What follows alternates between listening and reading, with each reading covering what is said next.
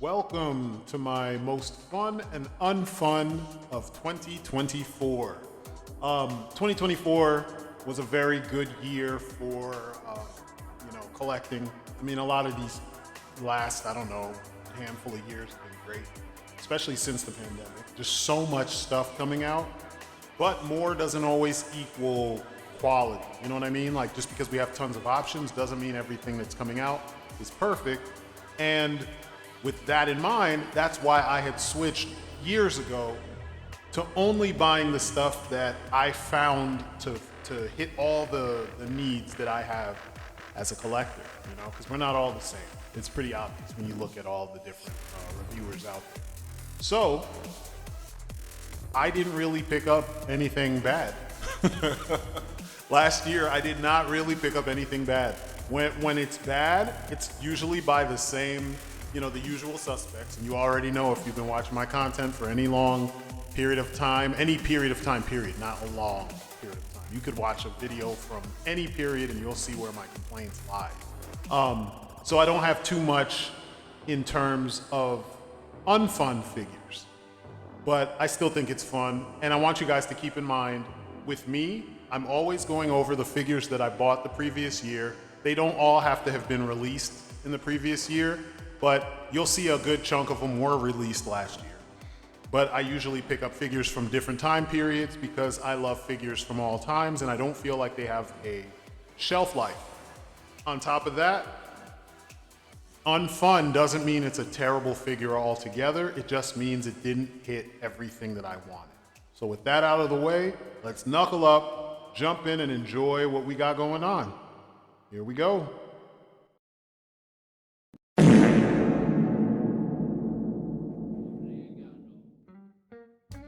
So we start off the list with Wolfsbane, much needed member of X Factor, zero range of motion. I had to do tons of mods on her to get her to even assume the pose that you're looking at right now. And it wasn't super hard, but we never should be doing this stuff. From dremeling out the hole, which you can see now extends a little bit forward more. That's what you can see protruding. You can see it better in this image. To her like around her thighs and whatnot to make that crotch area a little bit more open so she could do shit like this. I should never have to do this. So, disappointed, but happy she can move now.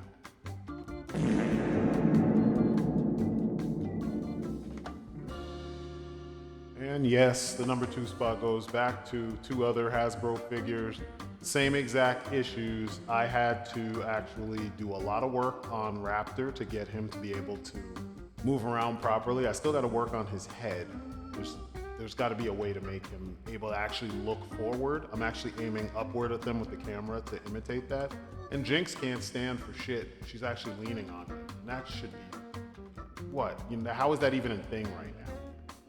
So despite both of them having really cool designs, and I'm glad that I have them, there's issues here that shouldn't be an issue. In 2024, like, what are we doing? You've been making figures for 50 years. You should know better. This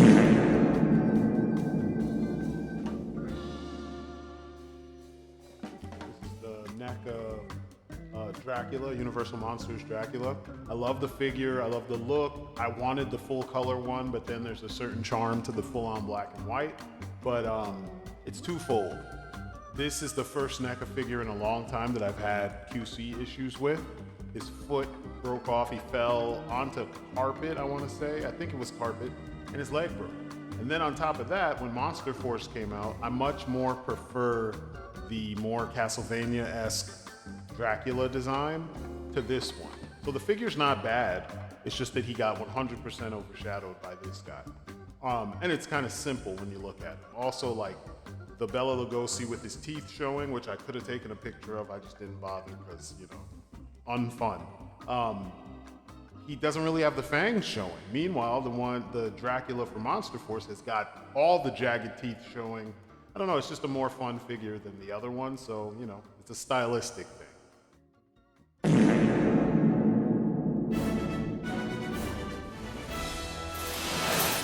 See, that wasn't so bad. So I told you I didn't really get many bad, figures, unfun figures last year. It's actually been less and less and less since I've made that switch. And I do not regret giving a damn about what I'm spending my hard-earned cash on. So from here on out, things actually get fun. And I think I'm gonna open your eyes with a couple of these fun picks. So without further ado, here we go.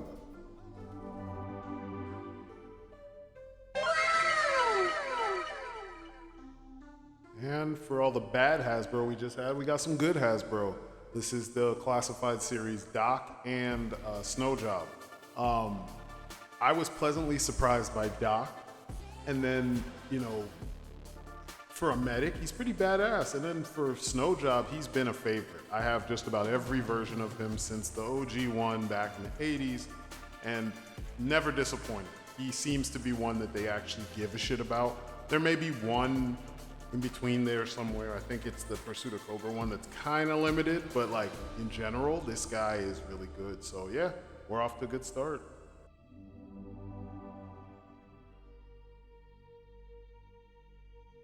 All right, now let's talk about Corvus Belli Infinity. I've been a long time Joy Toy fan, and it's like my interest in Joy Toy keep being piqued because they keep on absorbing more licenses into the fold, and Corvus Belli is no different.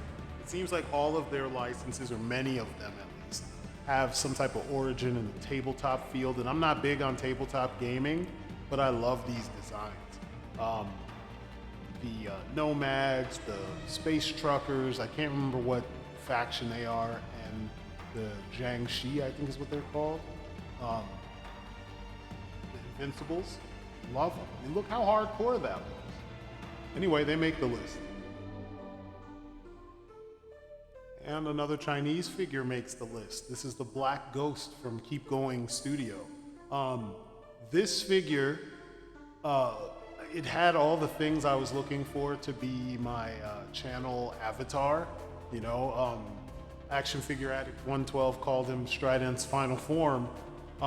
He's not quite the final form, but you know, since I do use a ninja as my avatar on this channel, this could be a powered up version of that same ninja. But you know, all that aside, I mean, just look at him. He's posable, he's imposing, he's muscular, he's super posable. His weapons, those are the 3 weapons he comes with. He's got lights, his eyes light up. Like everything that I wanted for the most part from, you know, a ninja adjacent figure, I get with this. You know what I mean? The costume fits properly. The only thing I don't like is that he has a hood, but by way of the design, you can't really use the hood.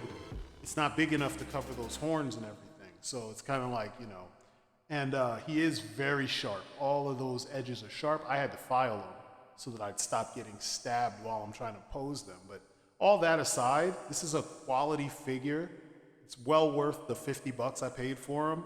And, you know, it kind of puts Mezco to shame. So that being said, he makes the list, and I'm so happy to have him.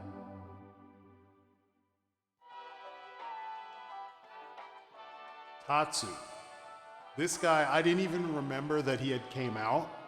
And then I was on Mercari or something. I think I was on Mercari and I saw him and I was like, yank? Yoink? What can I say other than NECA knocked this shit out of the park? I mean, look at him. It's Tatsu. It's unmistakably Tatsu from the 1990 movie. 100%, all the colors, all the weapons, etc. Makes the list. All right, so Amazing Yamaguchi. This is the Flash and Moon Knight. I also got the Arkham Knight Batman, but he had some QC issues, so I had to send him back. I'm waiting for the new one to come to me. But these guys are pretty awesome. The articulation scheme is almost identical. I don't have problems with these guys. Everything I want them to do, they can do. If you saw my Ghost Rider review a couple days ago, Moon Knight shows up at the end of that, and he's posed perfectly. I mean, like, I can't really ask for more from this guy. And it's funny that people used to have problems with Revoltech because the joints clicked in a weird way, and they were so dynamic, and it's like, that's what you go to this brand for. If you don't like that, you shouldn't collect this brand. It's that simple. And I love when I can get my figures to be super dynamic. I mean, I know that they're in very kind of watered down poses here. I just wanted to fit them both in the frame. And I didn't want to go too crazy so that people don't realize what figure it is or what figures they are. So anyway, tons of fun. They're kind of like a puzzle in some ways, but they're just so much fun.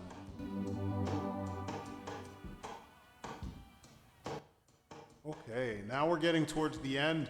This is the Masterverse figures that I picked up all of last year, mostly stuff from Revolution.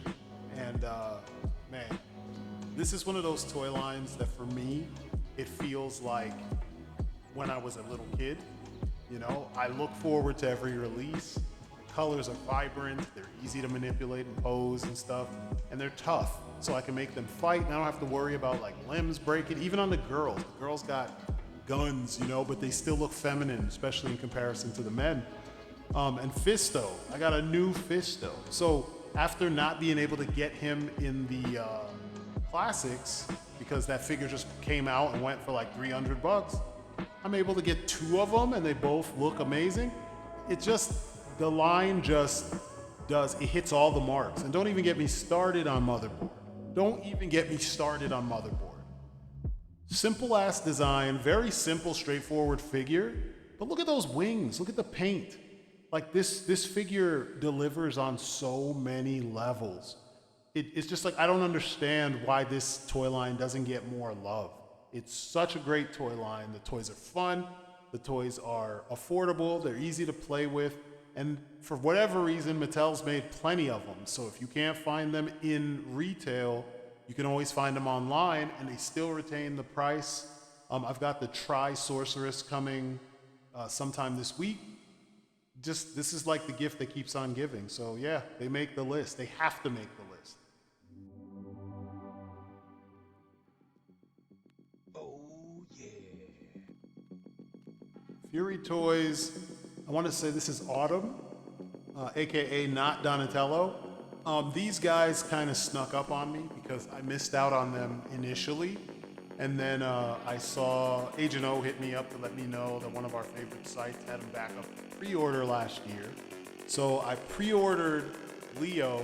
He actually ships in March, I want to say. And then I ordered him from another site because he was just coming out. And then just recently, actually, I got Michelangelo. I pre-ordered him shortly after he was revealed, which was about, I don't know, 6 to 8 months after Autumn came out. And Fury Toys is doing some magical shit with these figures, man. These guys might even be more fun for me than the Santolouco ones, which is almost like blasphemy because Santolouco is the GOAT for me when it comes to Ninja Turtles. But somehow these guys they do it. They have all the things to make, you know, interesting Ninja Turtle figures, and then they have their own aesthetic. That's a little bit of a combination of a lot of different things, and I'm feeling it in a big way, so can't wait for Raph.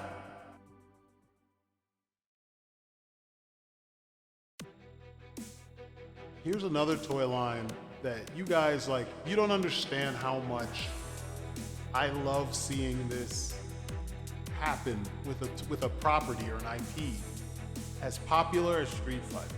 And I have so many reasons, but Jada Toys Street Fighter figures, just amazing.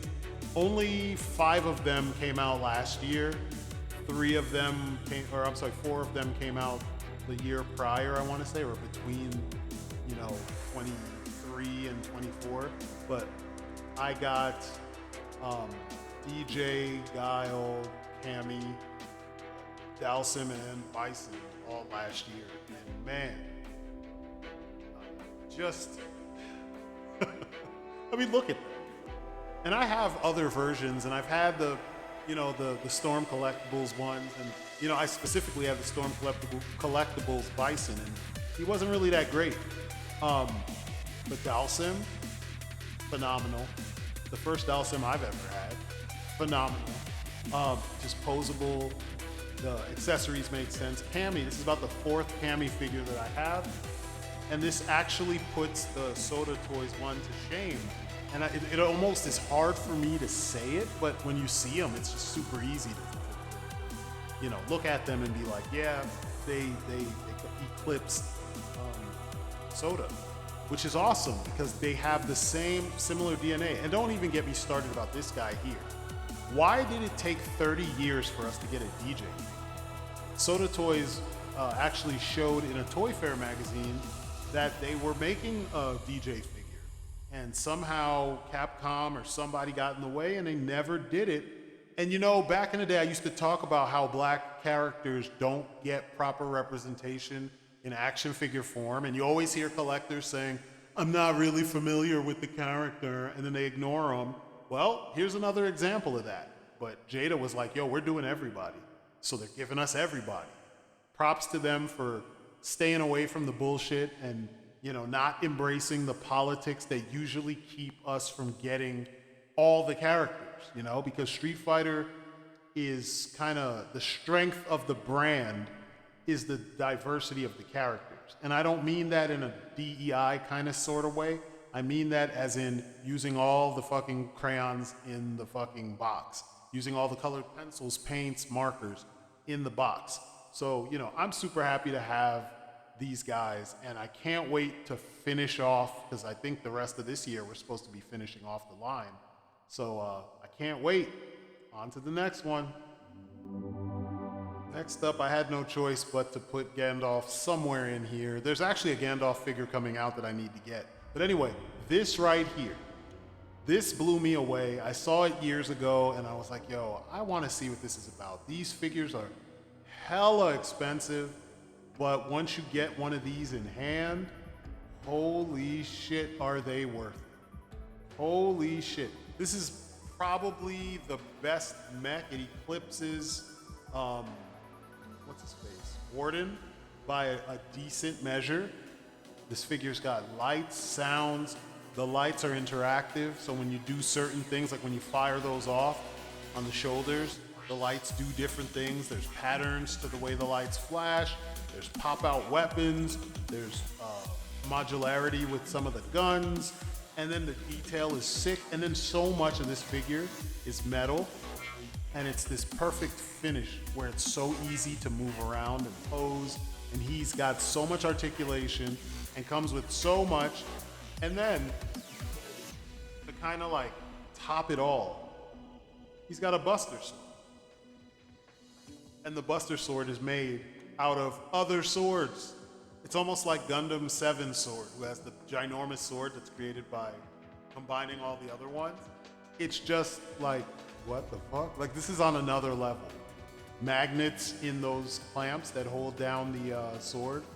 And then he has magnets in his feet, and then the base that he's on also has magnets. And then that whole base that they're standing on is a big metal square.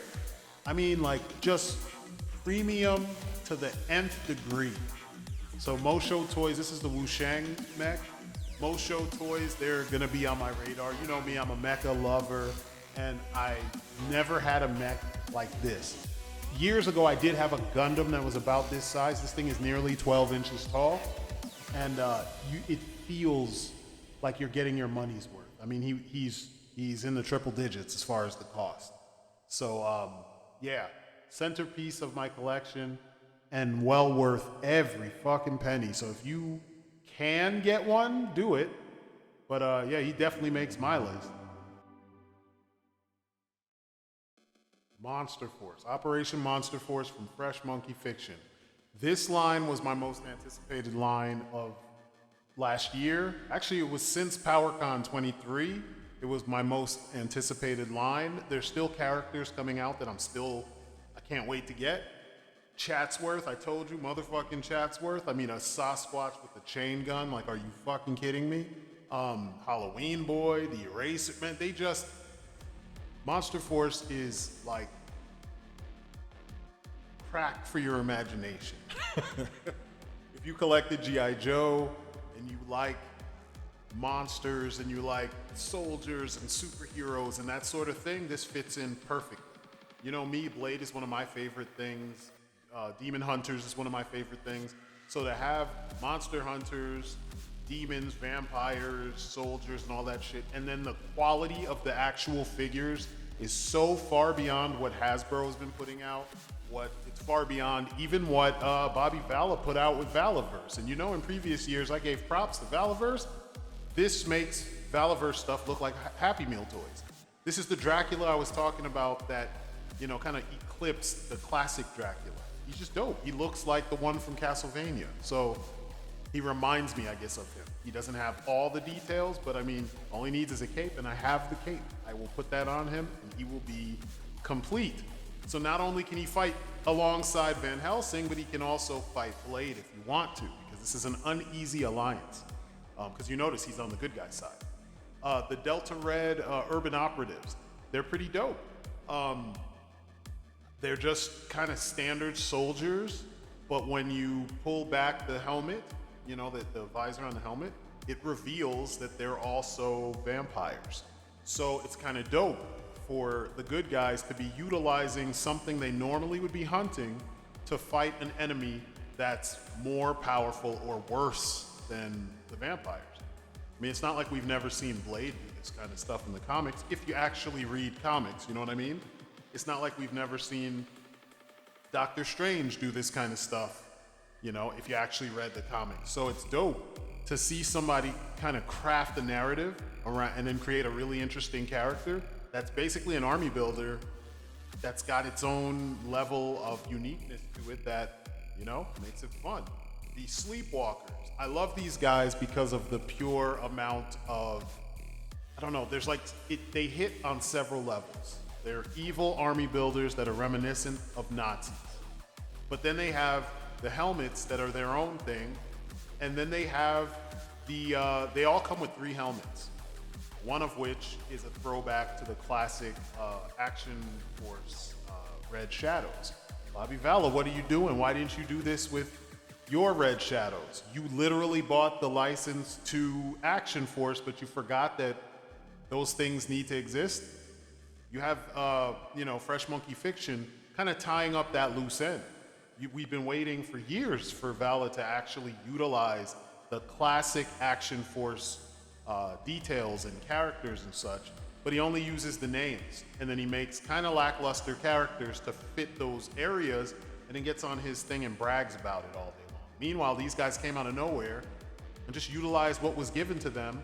They used their imagination, and they looked at something from back in the day, added that nostalgic value to it, and now you have a banger on your hands. This is the difference between creating archetypes with very bland narratives behind it, because everything has to be steeped in realism, and then you letting your imagination fly and utilizing some piece of nostalgia. I have no nostalgic connection to Action Force because I didn't read that book. I know about it because a lot of my friends are from other countries. I have a lot of friends in the UK, and they all mention that when we talk about G.I. Joe. If they come over and see my collection, we kind of start talking about how we got into it, and Action Force inevitably comes up. But I know these things. I've seen them. I'm a child of the 80s. There's no way I could be into it and not see these things. So to see it used this well, it warms my heart, because it's their own thing. But that one detail, that helmet that you're going to see on the red Sleepwalker Trooper, it's literally the Red Shadows Trooper, And then if you go back and you look at what's coming up from the Order of the Crimson Moon, I think they're called, they're essentially the Red Shadows, but they added the werewolf isms to them. So they're kind of like the Nazi werewolves from, what was that, The Howling? Or was it American Werewolf in London or something? It was one of those old werewolf movies. I want to say it's American Werewolf in London.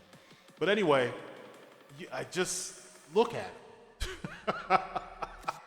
They look like they are the enemies of mankind. Perfect. And the idea behind them being reanimated, gassed up, kind of possessed, sometimes reanimated enemies, it's dope. I mean, it fits. I had to get 2 of each trooper so that I could have a formidable amount of enemies for Van Helsing and his team to fight. And then I have 2 of each of his troopers to make sure that he has some backup, the light and the heavy, which I'm going to get into shortly. You've seen the light one, which is the Urban Operations Trooper. and you'll see the nocturnal operations, or that's the nocturnal operations, and the other one is the urban operations trooper. Either way, you'll see how they actually kind of stack up to each other. But I mean, there's so much room for your imagination to go crazy because you have the foot soldiers that are kind of generic, the sleepwalkers. You know what to expect, and then you have the heroes and their, Delta Red team. I think it's funny they use that name from Street Fighter. The Forgotten King. Now, strangely enough, he's the one figure in this whole line that I don't really mess with. I don't know if it's because he's just Dracula with a different head, because there's massive reuse in this line, but for some reason, it feels like you have more characters, you know what I mean, than in other lines. I don't know exactly why that is, but I love it. Or maybe it's because he's the type of villain that would send massive armies to do his bidding and sit back and wait for them to bring him the spoils of, their conquest. In my mind, when I see this guy with the whole pharaoh motif, I just imagine him off in some black pyramid that popped up in the center of some far off city in Europe somewhere, and he's just doing, evil shit, conjuring stuff. He's collecting relics that will give him power, more power and control over the dead. Things that will allow him to open up portals into other dimensions, things like that. But when you're just looking at him, all those ideas just flow. And this is the difference between creating a archetype who's just, they're the bad guy, versus creating a character who happens to also fit an archetype, but he has enough character that you can build a narrative around him just from looking at him, because all the details on him kind of speak in volumes. And that's one of those things that's missing from a lot of the independent toy lines, is that you have cool looking figures, but the narrative is weak, and the character, doesn't really say much. It's the guy in black. Okay, what about the guy in black? What does he do? What's his gear say? What are the details on his gear that let you know who he is and where he came from? A lot of them, because they're not character designers, they miss these things, But they're all here in spades. This guy, the Kill Award, I didn't know what to expect from him because I kept hearing people say that they were breaking the figure, or the figure was coming with QC issues, and I have to say, it's not anything different from videos I've made in the past where I point out that people hammerhand the shit out of their figures. I heard people say they couldn't get the head on once they popped it off. Even after they heated it up, you just heat it up, you pop it on. That's it. It's very simple. Arms, legs, you can pop off so you can change him to be like a fully naked werewolf. He also has a trench coat with different sleeves and stuff. It's a massively well done, masterfully well done figure. I had so much fun just goofing off with him, kind of just looking at him, because again, there's so much character. He's wearing dog tags. Clearly, those aren't his dog tags. Clearly, those are the dog tags of Delta Red members that he killed, or soldiers that he killed. He has ammunition, meaning he carries a gun. So you know what I ended up doing with him? When we play, I use Karak as the Kill Award when he's not transformed. It just fits for me. Granted, some of the details are a little bit different, but I mean, you let your imagination fill in the blanks, Here's the other Delta Red trooper. I always have one CQC guy who likes to get up, close and personal and punch and kick the shit out of everything. Like imagine a Scott Adkins type, or Eco U.I.C. type from the Raid, but fighting vampires and shit. And he is a vampire. This is just dope. So he can jump higher, he can run faster, he can teleport if necessary. Because he's a fighter, he would figure that out. And he won't be quick to die. If he does die, the thing that killed him is hardcore. I even went the extra step, and I didn't show it in the pictures here, and I put the other Fisto head, like the OG, it's not OG, but the first Fisto from Revelation, he was a redhead. Because in the show, he's a redhead. But if you know Fisto, traditionally, he was a brunette. He's always had brown hair. When they made the new Fisto for the Revolution line, He came with an additional head. You can put that head on the old body and you have classic or a more classic Fisto. I took the old head and put it on one of these guys, on this figure. And so I've got this hardcore Irish dude, this redhead dude, who's, he likes to fight off these vampires with his bare hands and usually a knife, if he can. So, I'm building up the characters in this saga. And I love how it's just like with the G.I. Joe Retaliation Trooper that kind of inspired me to create Fenris Company. It's the same thing here.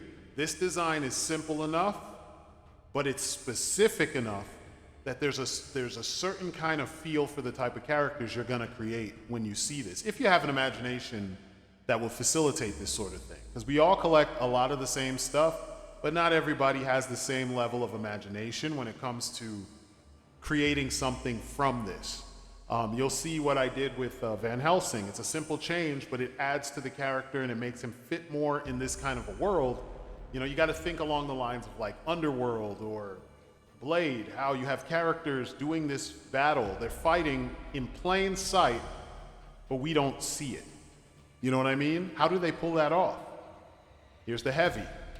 I gave him that's from the McFarlane weapon pack. I want to say the last weapon pack. I could be wrong, but I bought all of them. So if you have all the weapon packs, you have this gun.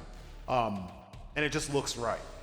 And the other one, you'll see in a second, he's got another heavy weapon that's perfect for this sort of thing. And I think that weapon is from the Valiverse, one of the weapon sets. I bought the tin and I've bought all the individual weapon sets because I want to say that's the one thing that Valiverse seems to do perfectly. I have no criticism when it comes to that, is their weapon sets. They're pretty much perfect. The colors, the fact that some of the weapons are firing and some of the weapons are not, and there's effect parts and all that shit, it's perfect because you can supplement the rest of your collection in 6-inch that uses guns. You don't know how many of those guns I've given to the Punisher. And the same thing goes with the McFarlane stuff. If you want more exaggerated weapons, you take them from the McFarlane weapon sets. I'm all for weapon sets, as many different kinds as you can get. I'm about to probably sometime this year get into the little armory ones. But anyway, let me continue talking about this because that's what you're here for. Look at the guy. Look at him. He looks like a monster. That face plate is amazing. Instead of it being a standard skull, it's got fangs because there are vampires underneath all that gear. It's phenomenal. It's phenomenal. And I love that they either drank blood from Dracula to be turned, or they were bitten by Dracula because they all look like him. And there's an additional head coming out, like I guess a portrait set or a head, pack, where you have a slightly different vampire head. And down the line, when they do the Black Watch, I think that's what they're called, Black Watch agents, they have a serum that's derived from vampire stuff somehow. I might be mixing that up, so don't quote me. But they have a serum of some sort that they take that gives them superhuman abilities, and they look like black, like ink-skinned vampires or goblins. I would say vampires more than anything. It's just more of what I'm talking about, that you could get a handful of these guys and fit them into your world. And when you play with Blade, as long as you have the right blade, not those cornball-ass Marvel Legends blades, either the Select, not the Select, the Mezco, just straight up. Mezco or the classic, Wesley Snipes blade from Toy Biz, the first one. Then these guys will look really cool fighting alongside him, and some of them fighting against him, because once this battle is done, or in the meantime, in between battles, Dracula's doing whatever the fuck Dracula does. And you best believe Blade would be one step behind him, because that's always been the relationship between those two characters. Blade hunts vampires, Dracula's a vampire, and he's on his tail. Here's the other one. These guys come with 3 head portraits, one without the mask. It's just a completely open face so you can see they're a vampire. I don't like it. I like this, where you have this red-eyed kind of, futuristic helmet. So in the dark, those red eyes would be peering out at you. And then you have the other one that you just saw with the big ballistic face mask, meaning he means business. You could be shooting at him and he won't stop firing at you. I love it. And then you have this look overall. So he can stealth around with this giant gun and then hit you hard, hit the enemies extremely hard. And that's literally the first thing that came to mind when I saw him. These guys come with scars, it looks like. Scar rifle. It's cool, don't get me wrong, but it looked too, I don't know how to describe it. It didn't look powerful enough for what I would want them to be. Since I have them divided in heavy and your standard operations, nocturnal operations, I wanted to have backup be backup. And they come in with some big weapons, they hit hard, allow for easy exfiltration, and then, you have the other guys that are support. And they always support Van Helsing, and he knows he can count on those dudes and they can fight. But like, just looking at them, man, like I can't stress how it's so dope to look at these guys and see some of the thought that went into these guys. And when you compare them to other figures from Classifieds and Valaverse, you can see similarities. I mean, there's no lie, you see the similarities. But there's something about these guys that makes them stand a lot above, way to me, above the other two. They're easy to pose. I had no stuck joints. Nothing was stuck. The materials that they use to make all the gear and stuff, even the figure itself, there's a lot of give on the figure so that you don't break anything, So when you're posing them and putting weapons in their hands, they give just enough so that you can put them in these poses. And it doesn't feel unnatural, and nothing is snapping and twisting where it shouldn't twist or snap. And that's what you want. You want to be able to play, and you want the build of the figure to facilitate your ability to play with the figure. And on all of these figures, you see how many figures I have in this line.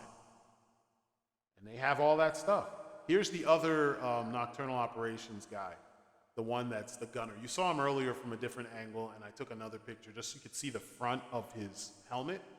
That visor piece moves up, as you saw with the fighter of the two of them. They're just masterfully done figures, I could sit here and I'm going to. I'm gonna glaze, I'm gonna straight up just sing the praises of this toy line. I don't know why we say shit like that. I don't glaze anything. What are you talking about? Like, sometimes I hear some of these terms and I'm just like, brother, ugh. But I'm gonna sing their praises, man. They're Bill and Chris, with your paint jobs, you knocked it out the park. You knocked it out the park. Even where the butterfly joint is, you can kind of see it up here. It's flush with the shoulder, so you don't have that uneven, weird compound shoulder thing, and then the shoulder, the arm and the shoulder and all that sticking out of it. Instead, it's housed in the torso properly, so that from the shoulder, the top of the shoulder, to where the arm connects to the body of the figure, it's kind of a pretty close fit. And when you use them, even with the gear, because the gear is kind of a malleable, it's a more malleable plastic, it actually gets out of the way so that they can reach over their chest and you can achieve poses like this. You know how I always talk about this stuff, where you can, shoulder a rifle correctly. And the man himself, Van Helsing. This guy is just, a lot of his details are shit you've already seen on the other Nocturnal Operations characters, but he's got just enough different with him to make him stand out. The gloves are the same, his torso is similar, his chest, his vest is the same, hands the same, legs are different, at the very least it's a different color, and he's not wearing, doesn't look like he's wearing a cargo suit. But I gave him that trench coat, because I always figured characters like this need a trench coat so they can be out in the middle, like in the night, fighting stuff, and cover up their gear with the trench coat, kind of disappear. And it fits. You could always imagine that this is the cat that he's related to the guy, Frank Drake from the Night Stalkers, and that fought alongside Blade. or Quincy Harker or any of those guys, or Rachel Van Helsing, obviously because it's a Van Helsing. This guy actually like teams up with Blade. I've already done this shit playing around up here in my cave. It's just you look at him and it inspires that sort of thought process, you know. At first, me and Luke were like, man, that face is kind of generic, and it is kind of, but it grew on me. And I had switched it with one of the Punisher heads from the very first, like modern Hasbro Punisher with the little curls in front of his hair. I think Howard Mackey illustrated the War Journal that he looked like that in. And then I was like, you know what? No, I'm gonna stick with the head that he came with. And I'm happy with it. I don't have any issues with it. Here I have him with his rifle that has a stake on the end as a bayonet, and he also has his crossbow. And he's dope. He's dope. There's no, he doesn't lack in anything. Everything about him fits. He's got the scar, who he could have gotten from fighting the Killer Ward or from fighting Van Helsing. He's got, you know, his rifle, which looks like more of an AR. Well, I mean, they're all ARs, but I mean the platform. He just looks the part. He looks like he could also be an adventurer. Say you don't go in hard on the whole line, and you just get him. He could easily fit in. His gear kind of reminds me of Nathan Drake, like the shirt, the type of shirt, the way his pants look and everything. He's got carabiners on his belt and all that stuff. Like he looks like he's an adventurer. He fights monsters, he fights whatever. He fights military if you want to fight Cobra with this dude, you know? Like there's so much you can do with this guy. I recommend getting a jacket for him so you can make him further look like he lives in the world and not just like he's some random character that, you know, also wears the same gear as everybody else. This further sets him in front of the other guys as the leader, and I love it. I love it. I've had so much fun playing with him. He, for sure, in my mind, is Scott Adkins. I always use the analogy of a Scott Adkins type. This would be Scott Adkins. And this gun, I have to like really just look at the detail on this gun. Look at the paint on this gun. You don't get this with classifieds, and you damn sure don't get this from Valiverse. They all have their merits, don't get me wrong, because I collect all three. But come on, you know? And I've heard people say, oh, it's not my cup of tea. Good for you, good for you. You continue with mediocrity, we will continue getting the things that are moving up in quality, moving up in their presentation. You could see a serious amount of pride went into this work, and I'm just gonna sing its praises as much as I possibly can because we don't often get this level of creativity in independent toy creation. A lot of times you get something that reminds you of something else, and it's done okay.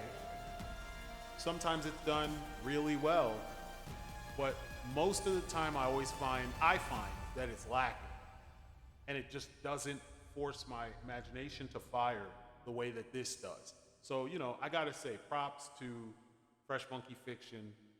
You guys doing the Lord's work, man. I can't wait for the next batch.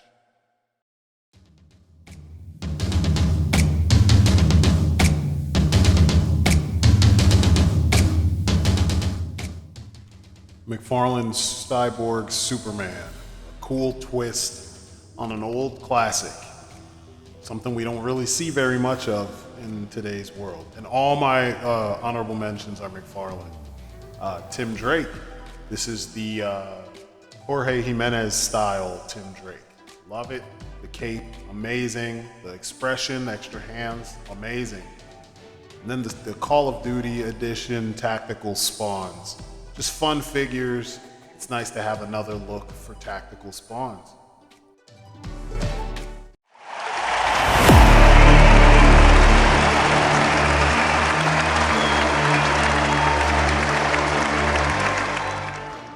Finally, we come to the most fun figure of 2024 for me, and it's a set. And this is the Yeah Man 4-pack from A.I.C Studios. They're a small company, and they made something so premium that I can't even, like, I can't believe it. You know what I mean? I can't believe it. Look at that likeness. That is Keanu Reeves from the end half of the film, John Wick 4. And then look at him from the beginning of, what the fuck? How? How? Look at that scowl. And then look at Kane. This is even better than the Black Series. What the hell is his name? Remember the character he played in Chirrut, Imwe? Better than that. It's like, what the fuck? You know, and I know it's a very simple process. They just pretty much did a really well sculpted head on a, either a Noda studio or some type of third party body, because this is a tiny company, but look at it. Everything down to the type of glasses, the pistol, even the grip on his cane look phenomenal. You know what I mean? Just straight up phenomenal. And there's way more accessories, and when I do the review, I'll go into that. But for now, I just want you to look at how good that looks. I put shades from another figure. He only came with one pair of shades, because the idea is you're only playing with one figure at a time. It's just two looks for the same character. But still, just look at this. And it's weird. They pose like a dream. Donnie Yen can kick, or Kane can kick the way Donnie usually kicks. I mean, every detail is just masterfully crafted. The suit fits like a dream. Like I said, the paint, it's subtle, but it's amazing. Look at the sword. It's so well done. I mean, like, for me as a martial arts movie fan and a John Wick fan, because like I told you, John Wick is like my Star Wars. Everything about that, from the stunt people, the choreographers, the particular stunts being throwbacks to stunts from other older films in some cases, just even the characters, the different actors in there, that's my Star Wars. They got every detail down to his damn dog. So yeah, this did it for me in spades. And that brings us to the end. This was my most fun and unfun of 2024. Lots of good ones, lots of quality ones, which is a big thing because, like I said, 24 was not a bad year for me. I got more good stuff than bad stuff. And it was a blast to do this. So looking forward to doing the 2025 one. And look forward to more reviews coming up soon. So that's it for me. You guys have been great. Keep an eye out for the next bunch of videos, and peace outside.